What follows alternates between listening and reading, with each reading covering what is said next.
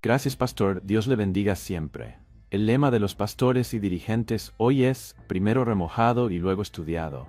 Lo que importa hoy es la cantidad de peces, no la calidad, y el precio se está pagando muy caro. Hoy predicamos como el mundo, entre más light mejor. Gracias por su amonestación predicada. Feliz Santo Sábado. Debemos estar bien preparados para llevar el Evangelio, y más en personas que están en completa rebelión con Dios. Muchas gracias, mi Dios, por tu siervo, nuestro pastor Esteban Bor. Saludos desde El Salvador. Aquí ya nos han dicho que no escuchemos a este siervo. Yo soy adventista de cuna y veo como el Espíritu Santo guía su ministerio, y no tengo duda que estas son verdaderas, que Dios preparó para este tiempo tan solemne. El universo celestial está al tanto de lo que está pasando con Job, pero nadie en la tierra sabe lo que está ocurriendo en el cielo al mismo tiempo. Es muy importante recordar esto al estudiar el libro. El estilo del libro es en forma de drama, un drama entre el cielo y la tierra. Así que vamos a tratar el libro como si fuera una producción dramática con un escenario. Se abre el telón y el drama comienza en la tierra. Se introduce a Job como un hombre muy próspero. Noten lo que dice los versículos 1 al 3 del capítulo 1. Hubo en tierra de Uz un varón llamado Job, y este era hombre perfecto y recto, temeroso de Dios y apartado del mal. Y le nacieron 7 hijos y 3 hijas. Muchos hijos era señal de gran prosperidad y bendición. Sigue diciendo, su hacienda era 7,000 ovejas, 3,000 camellos, 500 yuntas de bueyes, 500 asnas y muchísimos criados. Y era aquel varón más grande que todos los orientales, un hombre supremamente próspero. Pero no solamente era próspero y rico, sino que también era espiritual. Una combinación, debo decir, muy extraña. Vamos a leer Job 1 y el versículo 1, y luego vamos a saltar a los versículos 4 y 5 y finalmente al versículo 8. Dice, hubo en tierra de Uz un varón llamado Job, y era este hombre perfecto, recto, temeroso de Dios y apartado del mal. Versículo 4. E iban sus hijos y hacían banquetes en sus casas, cada uno en su día. Y enviaban a llamar a sus 3 hermanas para que comiesen y bebiesen con ellos. Y acontecía que habiendo pasado en turno los días del convite, es decir, de la fiesta, Job enviaba y los santificaba. Y se levantaba de mañana y ofrecía holocaustos conforme al número de todos ellos. Porque decía Job, quizá habrán pecado mis hijos y habrán blasfemado contra Dios en sus corazones. De esta manera hacía Job todos los días. Era un hombre rico, próspero, pero también era espiritual, un hombre de familia, un hombre que hacía el culto diario, que oraba por sus hijos. Rico y próspero, pero espiritual. También Job era caritativo y generoso con sus bienes. No acaparaba sus bienes. Noten Job 29 y el versículo 12 al 17. Job 29, 12 al 17. Dice aquí Job, porque yo libraba al pobre que clamaba y al huérfano que carecía de ayudador. La bendición del que se iba a perder venía sobre mí, y al corazón de la viuda yo daba alegría. Me vestía de justicia y ella me cubría. Como manto y diadema era mi rectitud. Yo era ojos al ciego y pies al cojo. A los menesterosos era padre, y de la causa que no entendía me informaba con diligencia. Y quebrantaba los colmillos del inicuo, y de sus dientes hacía soltar la presa. Próspero, rico, espiritual, preocupado todo el tiempo por el bienestar espiritual de su familia, caritativo y generoso. Ahora se cierra el telón, se reacomoda el escenario y ahora se abre el telón de nuevo y estamos en el cielo. Vamos a Job, el capítulo 1 y el versículo 6 al 8. Un día vinieron a presentarse delante de Jehová los hijos de Dios. Es decir, no viven a donde está Dios, no están en la presencia de Dios. Vinieron, dice. Un día vinieron a presentarse delante de Jehová los hijos de Dios, entre los cuales vino también Satanás. ¿Por qué Satanás estaba allí? Porque le robó el puesto a Adán. Él representaba el mundo en el Antiguo Testamento hasta la muerte de Cristo. Versículo 7. Y dijo Jehová a Satanás: ¿de dónde vienes? Respondiendo Satanás a Jehová, dijo: de rodear la tierra y de andar por ella. Ahora, escuchen bien. Debe ser que los otros hijos de Dios que vinieron tienen que haber venido también de planetas. Porque Satanás vino representando el planeta Tierra. No es muy exagerado decir que probablemente los otros eran también los representantes de otros mundos. Versículo 8. Y Jehová dijo a Satanás, obviamente con un toque de orgullo sano: ¿no has considerado a mi siervo Job? Dios está diciendo: Job vive en tu territorio, pero es siervo mío. ¿No has considerado a mi siervo Job, que no hay otro como él en la tierra, varón perfecto y recto, temeroso de Dios y apartado del mal? Esto ya no lo está escribiendo Moisés, esto lo está diciendo Dios. Dios está diciendo que es varón perfecto, recto, temeroso de Dios y apartado del mal. Pero ahora Satanás desafía a Dios. Satanás tiene una respuesta a lo que Dios ha dicho. Él va a decir: tú haces acepción de personas. Leamos los versículos 9 al 11. Respondiendo Satanás a Jehová, dijo: ¿acaso teme Job a Dios de balde? Es decir, ¿teme Job a Dios sin interés? ¿No le has cercado tú alrededor a él y a su casa y a todo lo que tiene? Al trabajo de sus manos has dado bendición, por tanto sus bienes han aumentado sobre la tierra. Es decir, Job te sirve porque tú le has prodigado grandes bendiciones. Pero ahora Satanás dice: pero extiende ahora tu mano y toca todo lo que tiene, y verás si no blasfema contra ti en tu misma presencia. Satanás desafía a Dios en presencia del concilio celestial, en presencia de todos los representantes del universo. La pregunta es: ¿servirá el hombre a Dios gratuitamente y sin interés, nada más por puro amor? ¿Le servirá el hombre a Dios aun cuando todo le sale mal? Satanás está diciendo a Dios: tú has comprado la lealtad de Job, derramando sobre él tus múltiples bendiciones. Job te sirve por los panes y los peces. Job es un mercenario. Satanás no está acusando a Job, Satanás está acusando a Dios. Lo que Satanás está diciendo es: ¿te servirán tus siervos cuando todo anda mal? Es decir, en las buenas y en las malas, en la enfermedad y en la salud, en la prosperidad y en la adversidad. ¿Acaso no has comprado la lealtad de Job con todas las bendiciones que le has prodigado? Pero Job no te sirve por amor, sino por los beneficios que le has prodigado. Así cualquiera. Ahora, todo el concilio celestial, todo el universo está escuchando la conversación. Dios podría haber dicho: no le hagan caso, ustedes saben que ese es un mentiroso. Pero los seres celestiales hubieran pensado: de verdad que Dios ha cercado a Job y no ha permitido que Satanás toque a Job. ¿Quién sabe si será verdad lo que está diciendo Satanás? Así que Dios, en el versículo 12, le dice a Satanás: he aquí, todo lo que tiene, sus posesiones, está en tu mano. Solamente no pongas tu mano sobre él. Y salió Satanás de delante de Jehová. Ahora el universo celestial va a ver si Dios tiene razón o si Satanás tiene razón. ¿Sirve Job a Dios sin interés? ¿Sirve Job a Dios en la prosperidad y en la adversidad, en la enfermedad y en la salud, cuando viene el bien y también cuando viene lo que parece ser malo? Se cierra el telón, se reacomoda el escenario, ahora se abre el telón y nuevamente estamos en la tierra.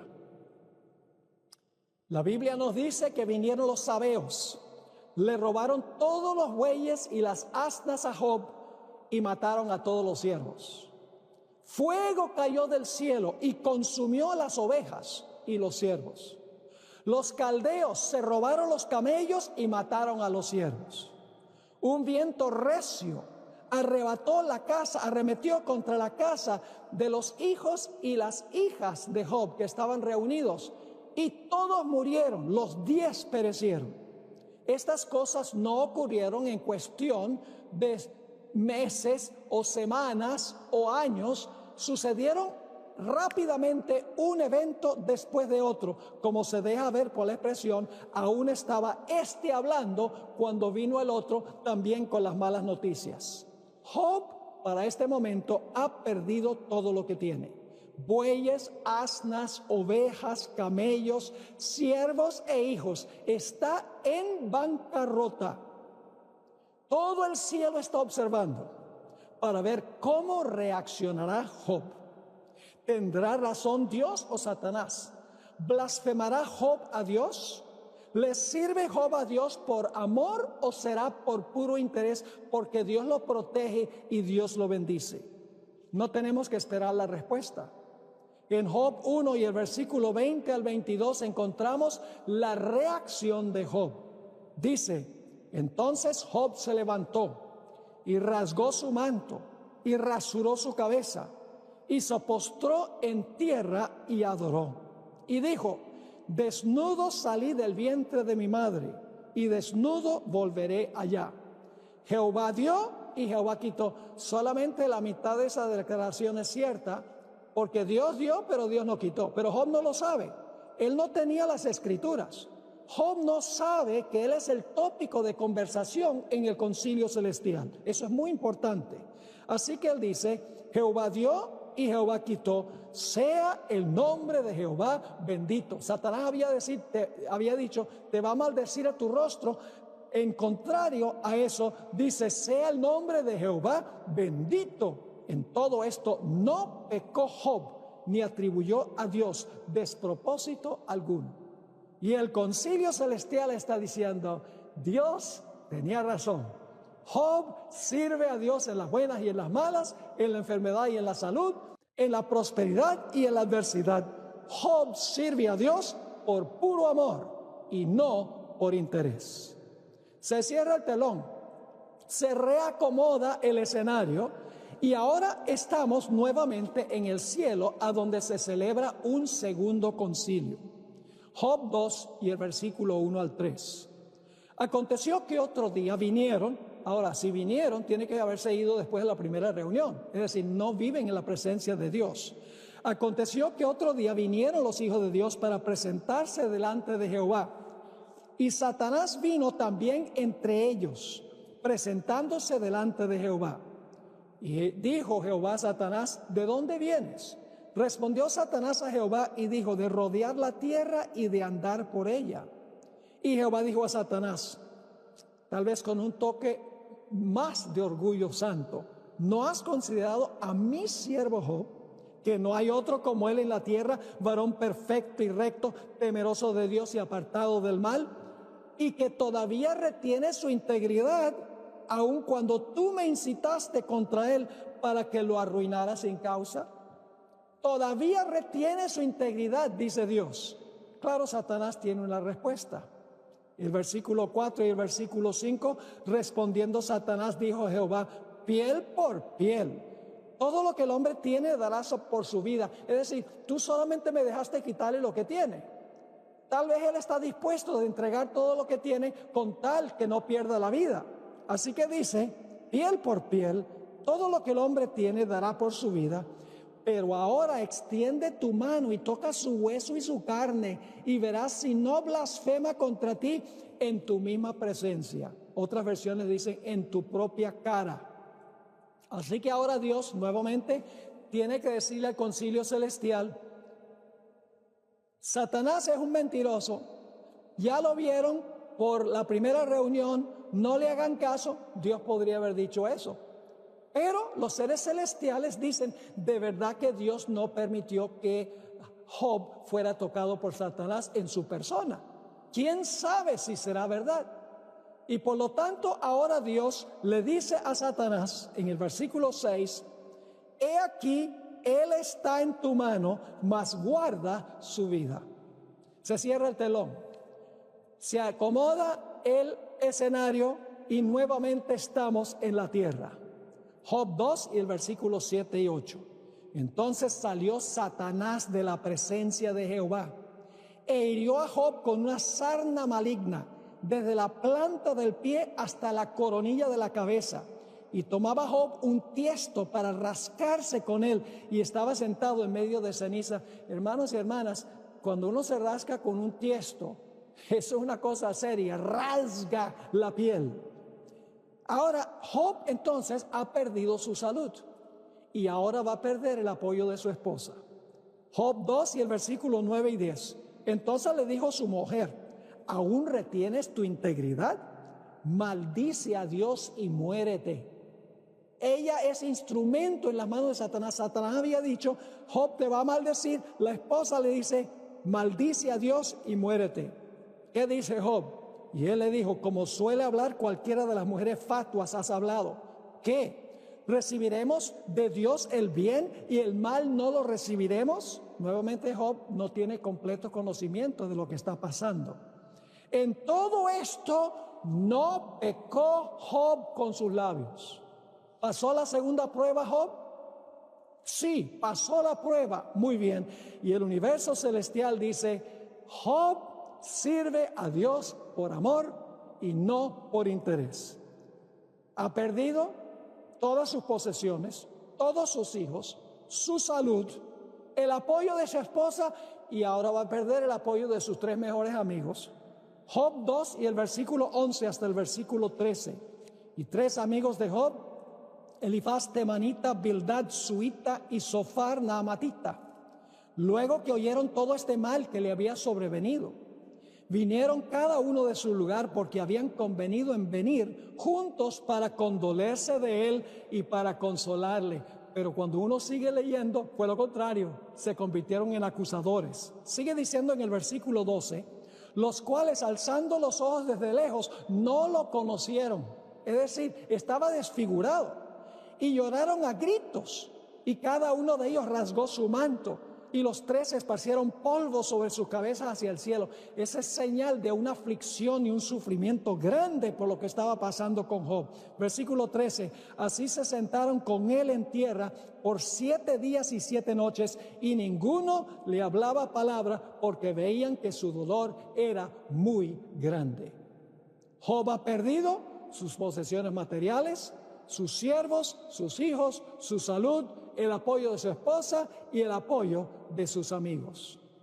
Pero ahora vamos a ver que, según parece, Job ha perdido su mejor amigo, Dios. Ahora, algo que ha dejado perplejos a algunos intérpretes del libro de Job es que todos los actores principales de la historia reaparecen al final del libro. Menos uno parece. No reaparece Satán, el que le causó todos los males a Job. Y dicen: esta es una injusticia muy grande, porque el que le causó todos los males a Job no dice nada de lo que pasó con él. Esto parece ser muy injusto. Pero ya veremos que sí reaparece Satán al final del libro, pero con otro nombre, con el nombre de Leviatán. A fin de comprender el resto del libro, es indispensable nuevamente recordar que Job tenía un conocimiento incompleto de Dios. No tenía las escrituras como las tenemos nosotros. Job en realidad creía que el Dios a quien él amaba con toda su alma, su más íntimo y mejor amigo, por alguna razón inexplicable, se había volcado en contra de él y se había tornado su enemigo. Clamó a Dios para que Dios le diera una entrevista, y la respuesta de Dios fue un silencio sepulcral. Su experiencia parecía ser ilógica y sin sentido. La tentación de Satanás era que Job tirara la toalla, que Job llegara a pensar, como decía uno de sus amigos, que Dios no existe, porque un Dios de amor no le haría esto a Job. Desde el capítulo 3 hasta el capítulo 38, Job está clamando a Dios y la respuesta de Dios es un silencio sepulcral. ¿Recuerdan la última presentación, el de la viuda? Dios se demoró en responder la plegaria de Job. Ahora vamos a leer algunos pasajes a donde Job está clamando a Dios, preguntándole por qué está pasando esto. Job 16, 11 al 14. Dice Job: Dios me ha entregado al mentiroso, y en las manos de los impíos me hizo caer. Próspero estaba, él me desmenuzó, él me arrebató por la cerviz y él me despedazó. Me puso por blanco suyo, me rodearon sus flecheros, él partió mis riñones y no perdonó. Mi hiel derramó por tierra, me quebrantó de quebranto en quebranto, corrió contra mí como un gigante. Está describiendo cómo se siente él en su relación con Dios.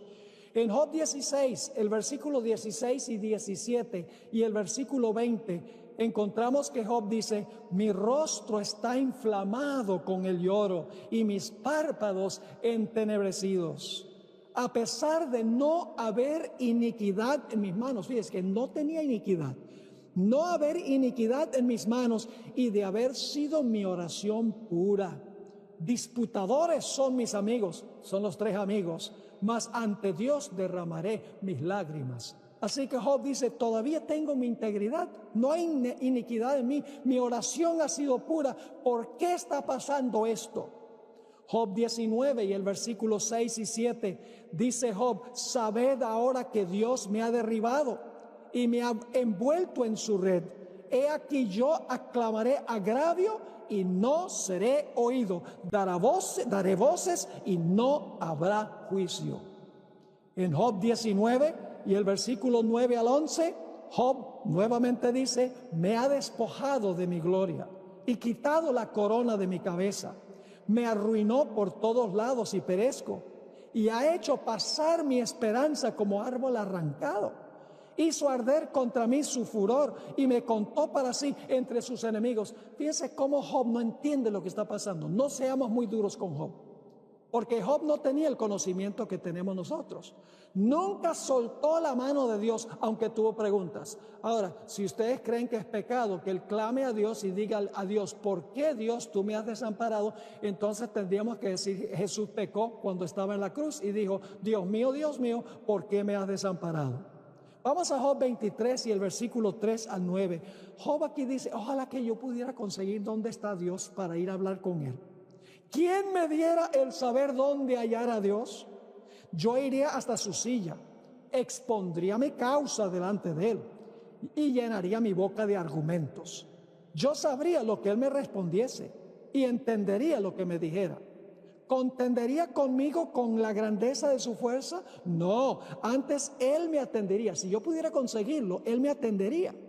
Allí el justo razonaría con él y yo escaparía para siempre de mi juez. Fíjese el lenguaje legal.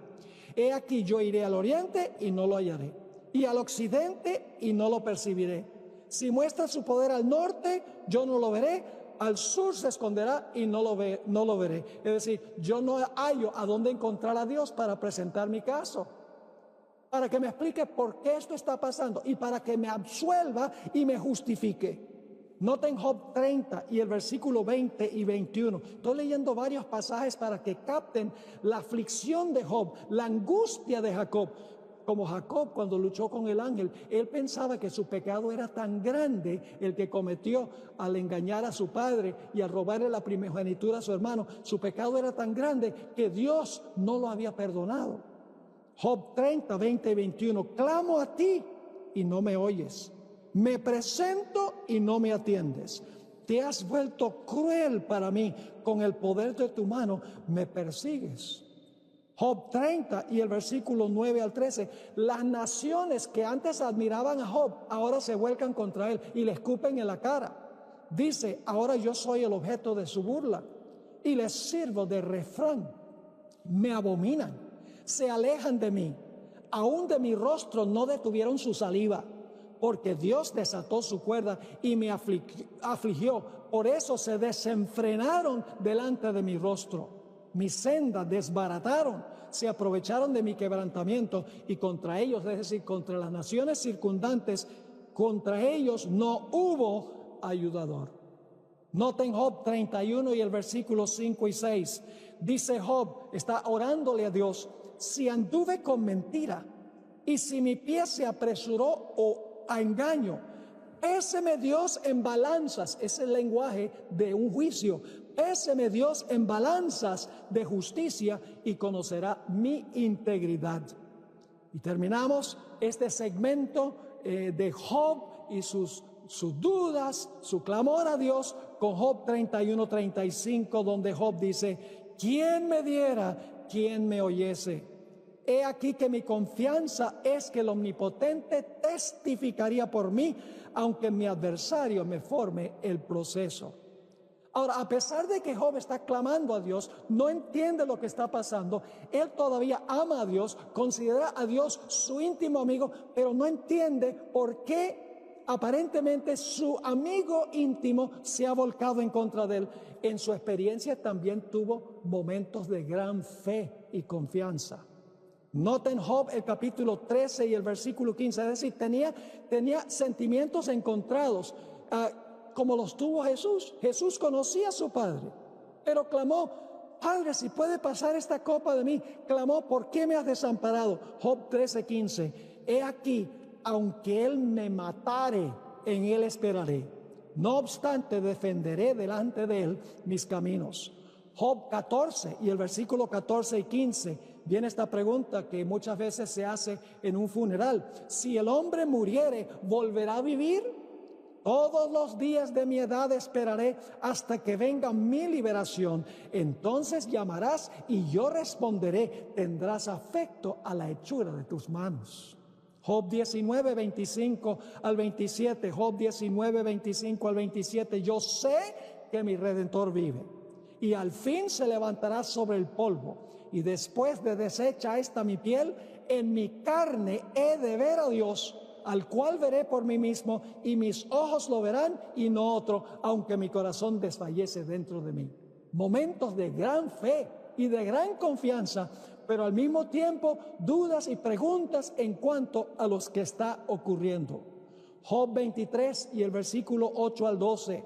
Dice aquí, ya leímos algunos de estos versículos: he aquí yo iré al oriente y no lo hallaré, y al occidente y no lo percibiré. Si muestra su poder al norte, yo no lo veré. Al sur se esconderá y no lo veré. Mas él conoce mi camino. Job tiene una idea de que esta es una prueba y que cuando termine la prueba él va a salir como oro. Dice: mas él conoce mi camino, me probará y saldré como oro. Mis pies han seguido sus pisadas. Ahora fíjense, mis pies han seguido sus pisadas, guardé su camino y no me aparté, es decir, todavía fiel a Dios. Del mandamiento de sus labios nunca me separé, guardé las palabras de su boca más que mi comida. Así que desde el capítulo 3 hasta el capítulo 38, Job está en esto. Finalmente, cuando llega uno al capítulo 38, 1 al 3, ahora Dios le dice a Job: ahora cállate que voy a hablar yo. Versículo 1 al 3. Entonces respondió Jehová a Job desde un torbellino y dijo: ¿quién es ese que oscurece el consejo con palabras sin sabiduría? ¿Cuál es el problema de Job? Que no sabía, sin sabiduría. Ahora ciñe como varón tus lomos, yo te preguntaré y tú me contestarás. Me toca, dice Dios. Yo te di desde el capítulo 3 al 38. Ahora me toca hablar a mí. Y en Job 38 al capítulo 40, Dios le hace a Job más de 50 preguntas. Sigue el mismo orden de la creación, día por día, para mostrar Dios su grandeza. Y cada cosa que dice Dios, Job se encoge y se encoge y se encoge y se ve tan insignificante en contraste con la grandeza de Dios. Yo pregunto, ¿hubiera sido mucho más fácil para Job pasar la prueba si él hubiera conocido lo que estaba pasando en el concilio celestial? Que él era el tópico de conversación, que él iba a vindicar la veracidad de Dios, hubiera sido mucho más fácil. Y en el capítulo 40 y el versículo 1 y 2, Dios le hace una pregunta muy significativa a Job, ya culminando las preguntas de esta sección. Además respondió Jehová a Job y dijo: ¿es sabiduría contender con el Omnipotente? El que disputa con Dios responda a esto. Y ahora Job responde en Job 40 y el versículo 3 al 5. Entonces respondió Job a Jehová y dijo: he aquí que yo soy vil. Ahora, en español la palabra vil significa una persona malvada, pero la palabra vil aquí significa insignificante. Entonces respondió Job a Jehová y dijo: he aquí que yo soy vil o insignificante. ¿Qué te responderé? Mi mano pongo sobre mi boca. Una vez hablé, mas no responderé. Aún 2 veces, mas no volveré a hablar. Job dice: me callaste la boca. Tú eres el gran Dios, que todo lo puede. ¿Y quién soy yo, un miserable ser humano, para exigirle respuestas a Dios? Dice: me callaste, no vuelvo a hablar. Pero lo interesante es que Job vuelve a hablar. Ya lo veremos. Ahora, vamos al clímax del libro. Job vuelve a hablar después que Dios le muestra una criatura que ha confundido a muchos. Inclusive se hizo una película de Hollywood, claro, todo equivocado, que tiene a esta criatura como el centro. Se llama Leviatán. Después que Job ve a Leviatán, lo que Dios dice de Leviatán, Job, aunque dijo no hablo de nuevo, tiene que hablar de nuevo. Vamos a hablar un poco de Leviatán. Job 41 y el versículo 1 al 4. Muchas versiones traducen que Leviatán era un cocodrilo. Pero ¿qué cocodrilo era este? Vamos a ver la descripción. Job 41, 1 al 4. Dios le dice a Job: ¿sacarás tú al Leviatán con anzuelo?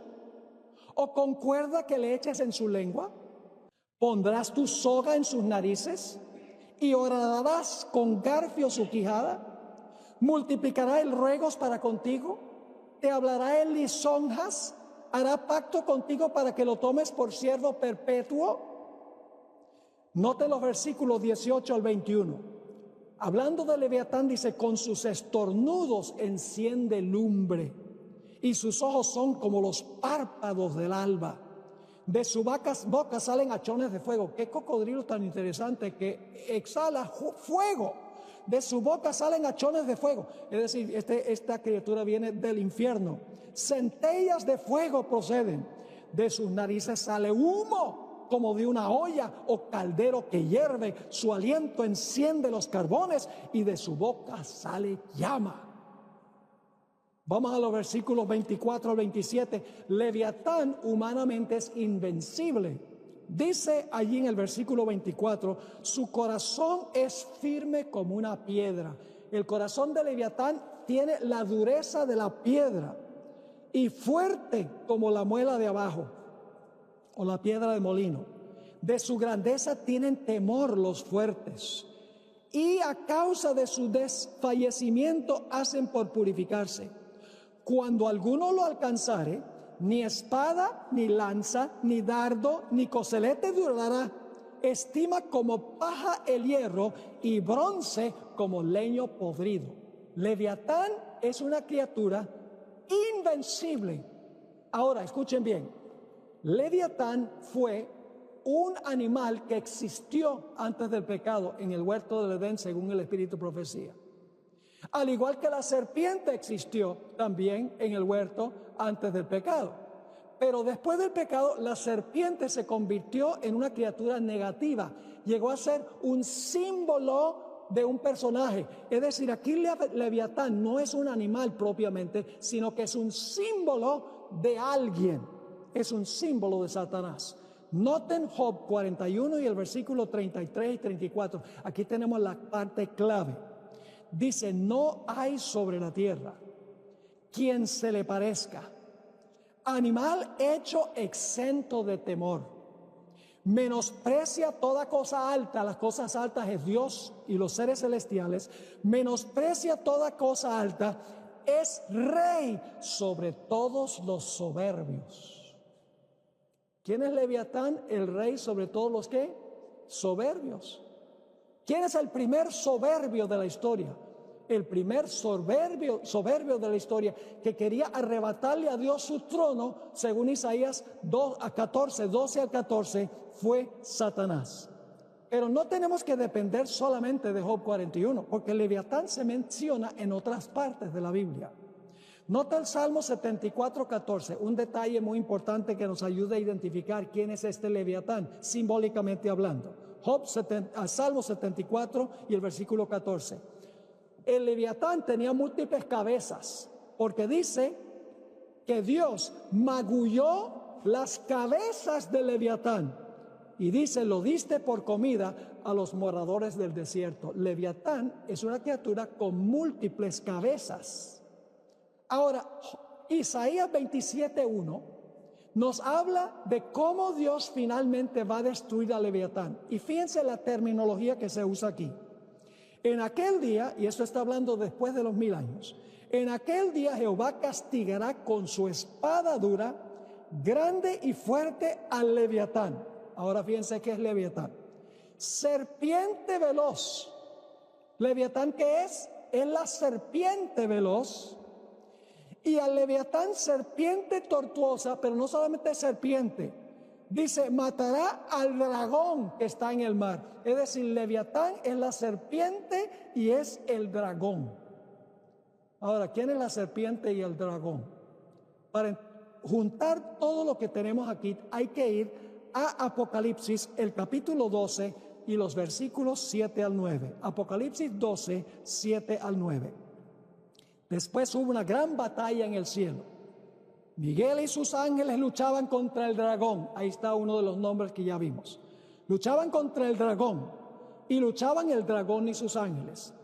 Pero el dragón y sus ángeles no prevalecieron, ni se halló ya lugar para ellos en el cielo.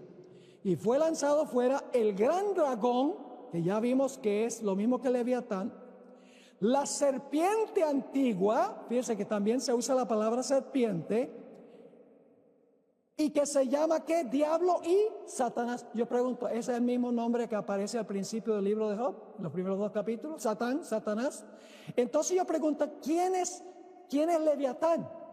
Leviatán es un símbolo de Satanás. Y ahora de repente Job, porque él hubiera sabido, los cananeos tenían la idea de un personaje que era el enemigo de los dioses, que se llamaba Lotán.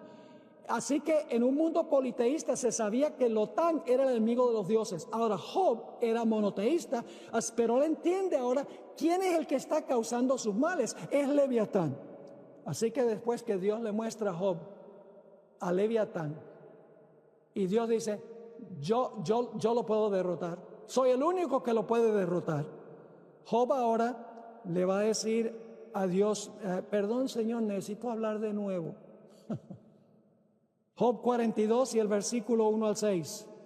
Respondió Job a Jehová y dijo, yo conozco que todo lo puedes. ¿Inclusive qué? ¿Cuál es el contexto? Inclusive derrotar ¿a quién? A Leviatán. Yo conozco que todo lo puedes y que no hay pensamientos que se esconda de ti.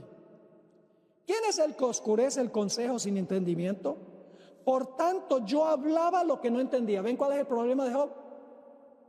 Nosotros sí entendemos, ¿sí o no? ¿Entendemos? Tenemos la Biblia. Tenemos múltiples ejemplos de cómo Satanás ha causado problemas con seres humanos. No tenemos la excusa. Por tanto, yo hablaba lo que no entendía. Cosas demasiado maravillosas para mí que yo no comprendía. Oye, te ruego y hablaré. Te preguntaré y tú me enseñarás. De oídas te había oído, más ahora mis ojos te ven.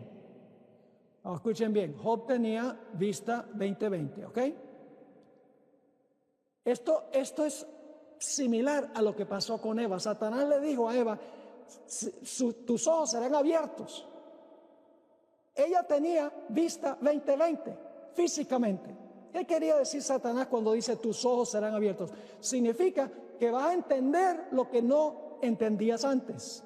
Así que Job dice, mas ahora mis ojos te ven, por tanto me aborrezco y me arrepiento en polvo y ceniza. No se está arrepintiendo aquí del pecado, se está arrepintiendo de haber exigido a Dios respuestas a las preguntas que él había hecho. Como mencioné, Job entendió hasta cierto punto la experiencia por la cual estaba pasando, porque en Job 23 y el versículo 10 encontramos que Job dice, mas él conoce mi camino, me probará y saldré como oro. Esto me hace pensar de una experiencia que encontramos en el libro de Daniel, y quiero dedicar unos momentos para hablar de esa experiencia. Ustedes recuerdan que el rey Nabucodonosor levantó una gigantesca imagen y mandó a todos los dirigentes políticos que habían asistido a esa reunión en el Valle de Dura para que cuando sonara la música se arrodillaran y adoraran la imagen que el rey Nabucodonosor había levantado. Cuando sonaron los instrumentos, indudablemente había muchísimos dirigentes allí, muchísimas personas, porque Nabucodonosor dijo, lenguas, pueblos y naciones. Es decir, había representantes de todas las naciones allí. Cuando el rey mandó por el sonido de la música adorar la imagen, toda la muchedumbre se inclinó para adorar la imagen, menos 3 jovencitos hebreos. Ellos le dijeron al rey, nosotros no vamos a adorar la estatua que tú has levantado. Y el rey, como dicen los puertorriqueños, se enfogonó, se enojó terriblemente, se demudó su rostro. La hermana White dice que su rostro parecía la de un demonio. Estaba tan furioso que cuestionaron su autoridad cuando todos los demás se habían arrodillado para adorar la imagen de alguien que un tiempo se comportó como bestia, la imagen de la bestia. Así que los 3 jóvenes dicen, nosotros no. Y el rey dice, le voy a dar otra oportunidad. Cuando oigan el sonido de los instrumentos, inclínense para que salven sus vidas. Y los 3 jóvenes dijeron, no lo vamos a hacer. Así que Nabucodonosor mandó a calentar el horno 7 veces más que lo que se solía hacer. Yo no creo que él no tenía un termómetro allí para medir 7 veces más. La palabra 7 significa calentó el horno a donde no se podía calentar más. Lo calentó al máximo. Y entonces el rey dijo, ¿y qué Dios los va a librar a ustedes de mi mano? Y los 3 jóvenes dijeron, el Dios que nosotros servimos nos librará. Y si no nos libra, igual servimos a Dios, porque nosotros no servimos a Dios por los panes y los peces, ni siquiera servimos a Dios porque nos da la vida, servimos a Dios porque le amamos a Él, porque Él es nuestro Dios. Lo mismo que Job. Así que los soldados tomaron a los 3 jóvenes, los echaron en el horno, y Nabucodonosor dijo, problema resuelto. Pero ahora Nabucodonosor mira dentro del horno y ven dentro del horno a 4 personas. Y el rey se alarma y le dice a los que están allí, le dicen, ¿no echamos nosotros a 3 al horno? Y le contestaron, sí, oh rey, echamos 3 como tú mandaste. Pues fíjense que yo veo un 4.º personaje ahí en el horno. Y ese personaje parece ser el Hijo de Dios. Y entonces Nabucodonosor manda a sacar a los muchachos del horno. Fíjense, cuando Dios libra de verdad. Lo único que se había quemado eran las sogas que los tenían atados. No olían a humo cuando Dios libra de verdad. Ni un pelo de su cabeza se quemó. Es decir, pasaron por el fuego y el fuego no los consumió. Y entonces Nabucodonosor ahora proclama que el Dios del cielo es el Dios verdadero.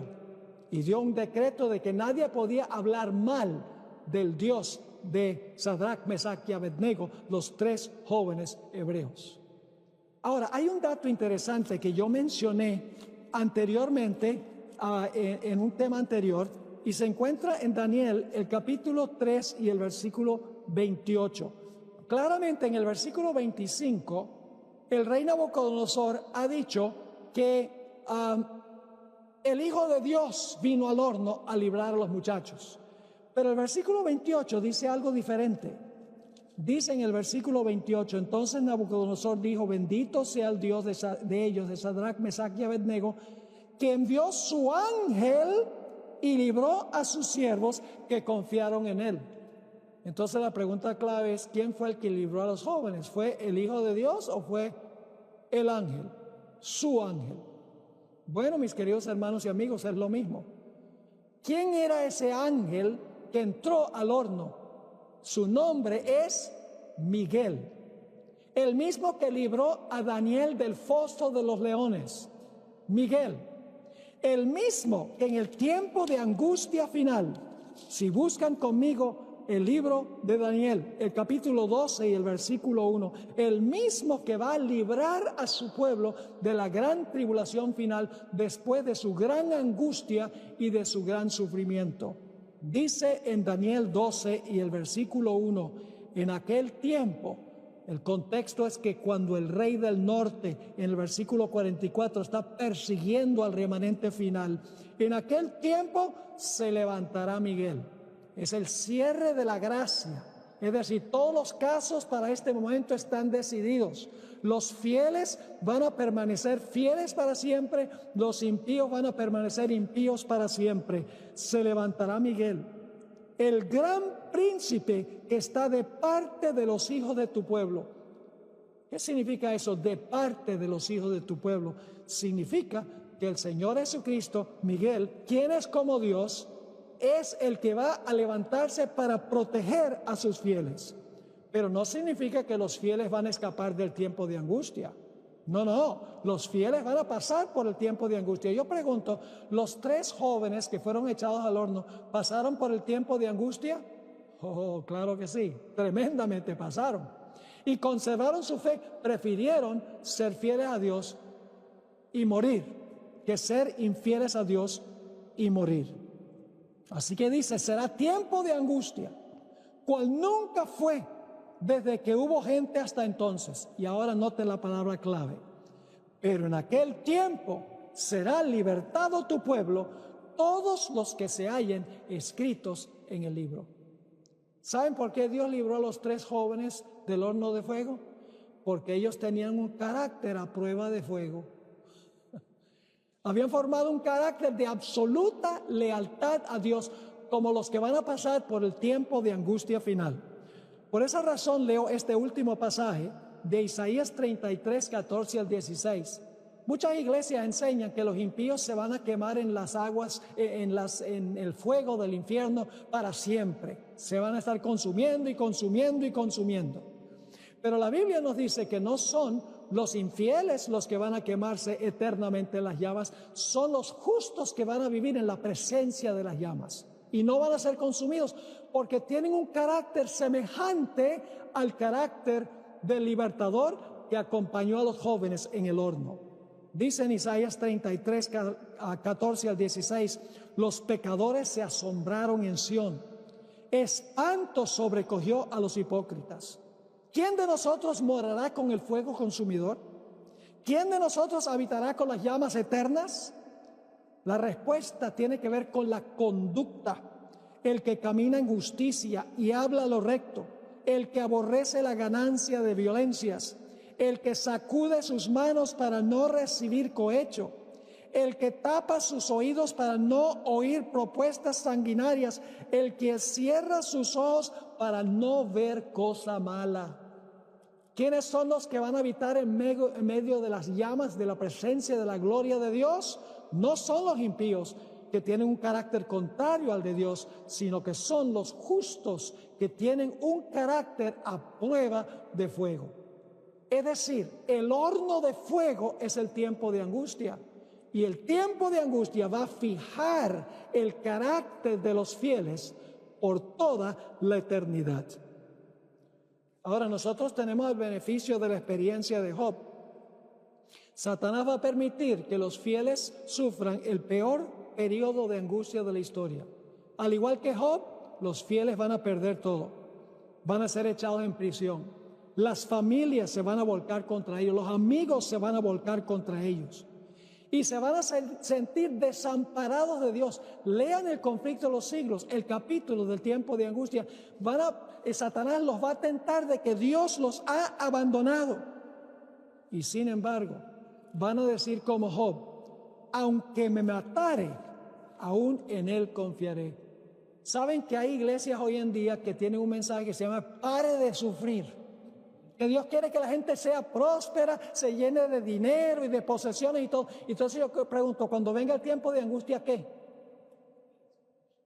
Es una falsa doctrina de Satanás. La idea de que nosotros vamos a ser raptados al cielo antes del tiempo de angustia y los que van a sufrir son los pobres judíos. La Biblia no enseña pare de sufrir. La Biblia enseña que debemos ser fieles en medio del sufrimiento.